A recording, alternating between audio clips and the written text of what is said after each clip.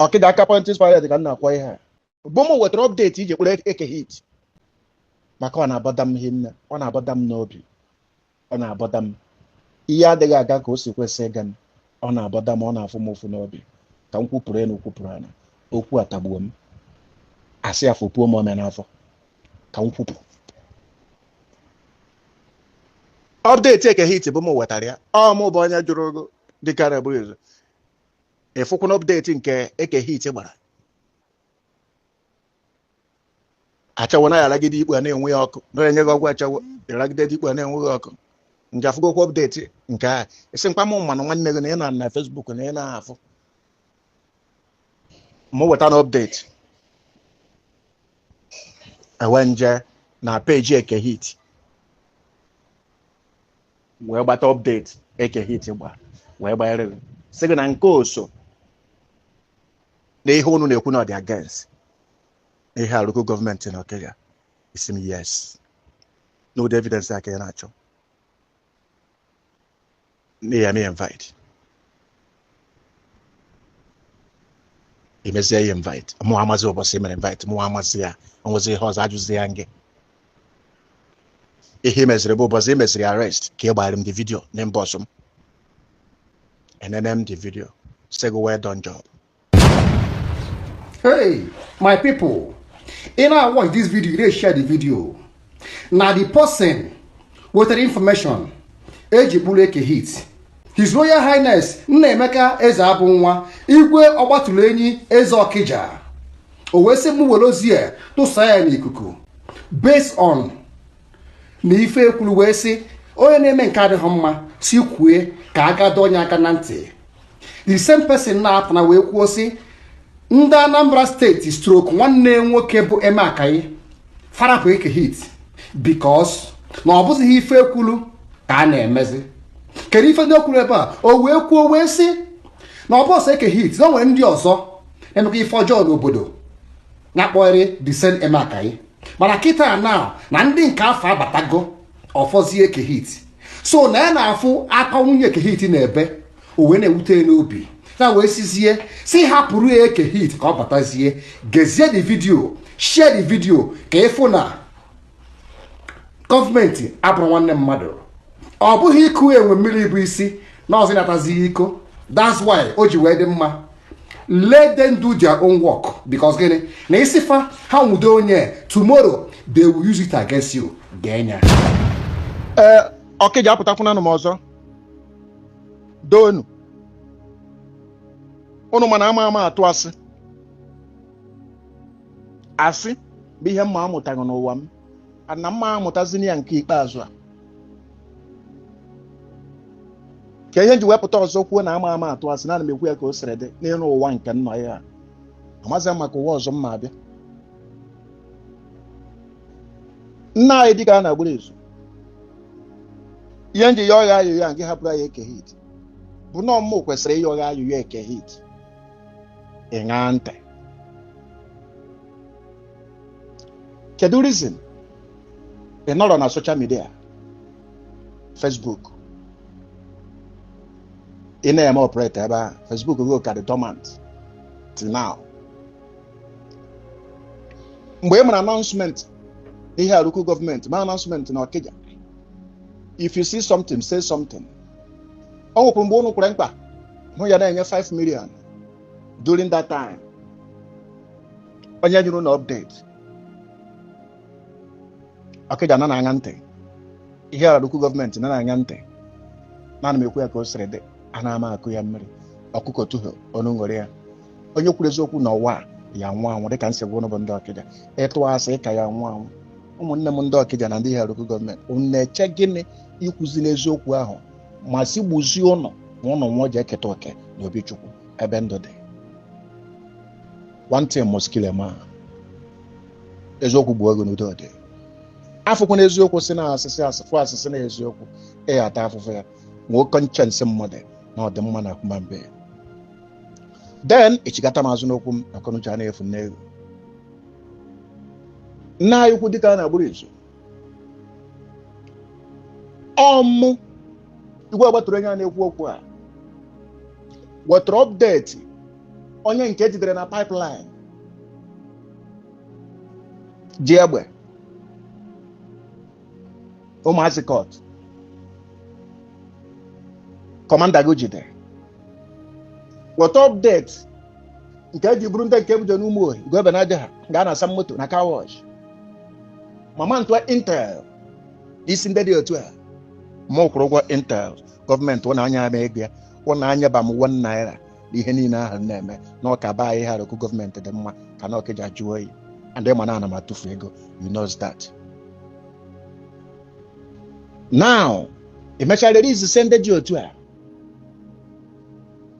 amarọkwa m ịgwakwa m the same Ekehit bụ m wetara update iji kpụrụ Ekehit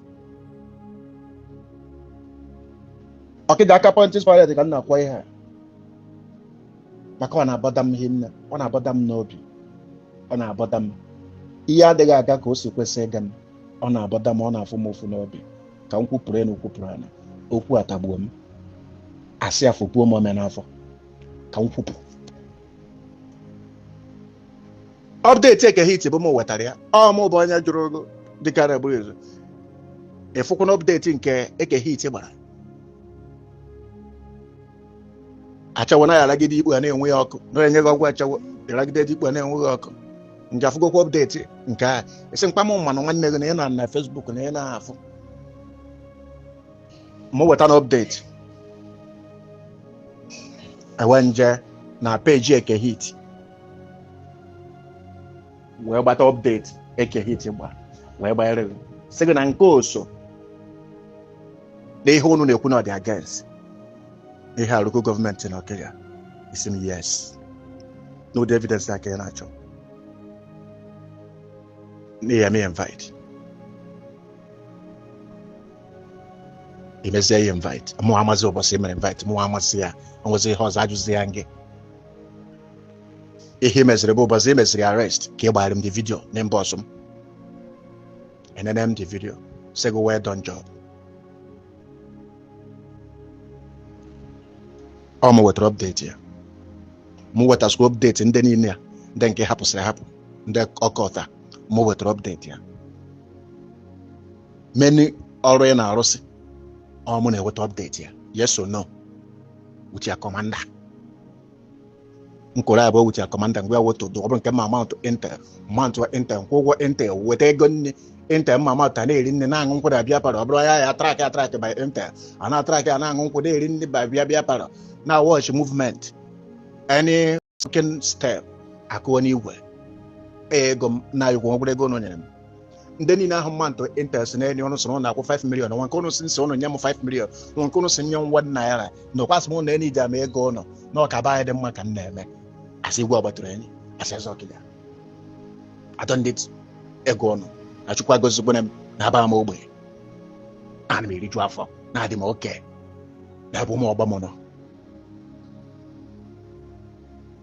oke ịlapụzi ndị niile a ọ mụ wetara intel ya mụ wetara update ya na Ekehit mụ wetakwara update ya n'ebe okwu m na-ejezi okwu nke ikpeazụ anyị pụtara biko ị marazienu ntu ahụ isikwa hapụkwa ndị ahụ m wetasịrị update ya nye gị hapụkwara na ya Ekehit n'ofu mmanwụ ahụ ka bag na 3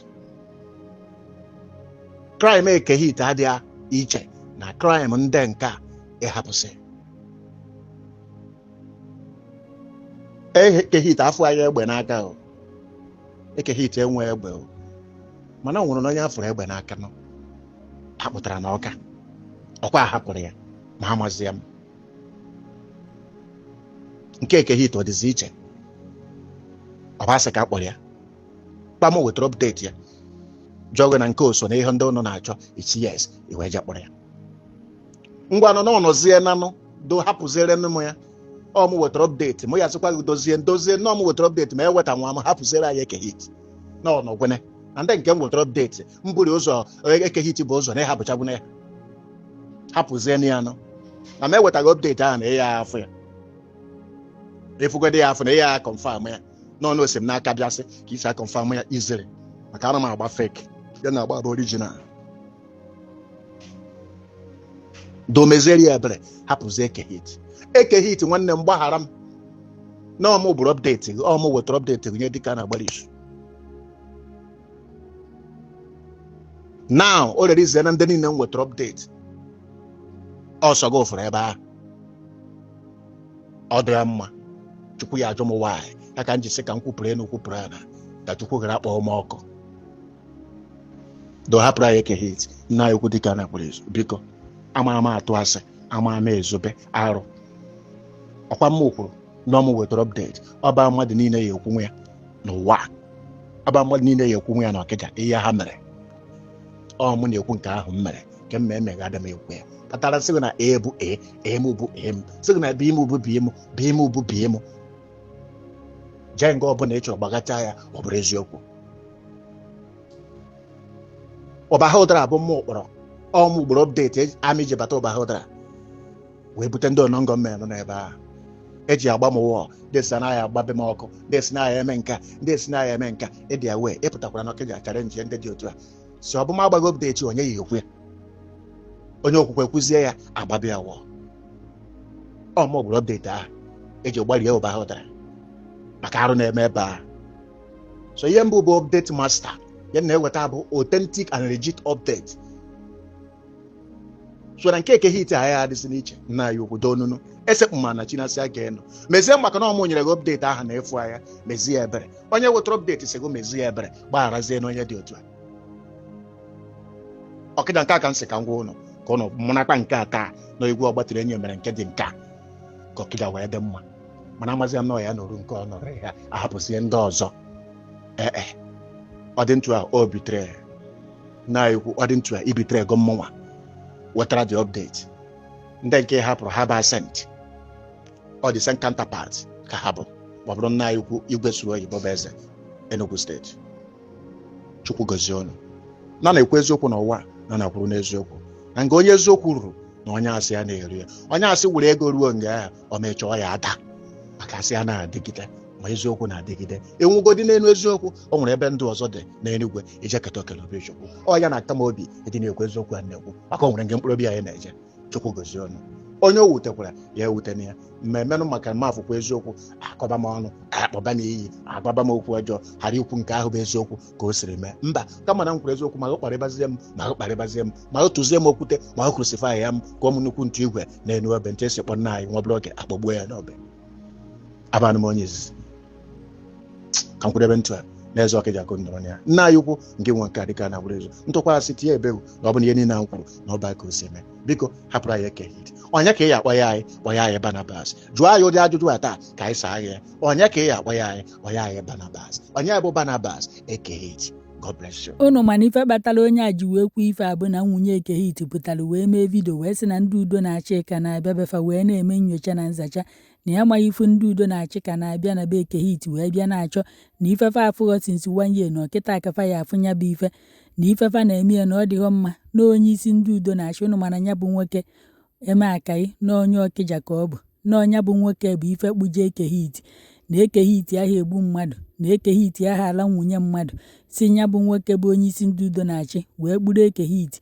Nwunye Ekehit wee na-agwa nya bụ nwoke na ya hapụrụ ya Ekehit bụkwanụ di ya na o nweghị ife o mere ya andị na ya gwa ndị udo na-achị na fa abịazina na bie bịa na-eme nyocha na nzacha na fa akpụrụ gị Ekehit na o nwezikwana ife dị na be Ekehit. Etinyeburu m ya n'ihu akwụkwọ a mana ndị nwe ihu akwụkwọ a dịka na fa anabataghị nya bụ ife onyonyo duto ka nwunye Ekehit sikwanụ wee na-ebe akwa ya ka m ji wee sị ka m kọwazie ya kịta anụnwa.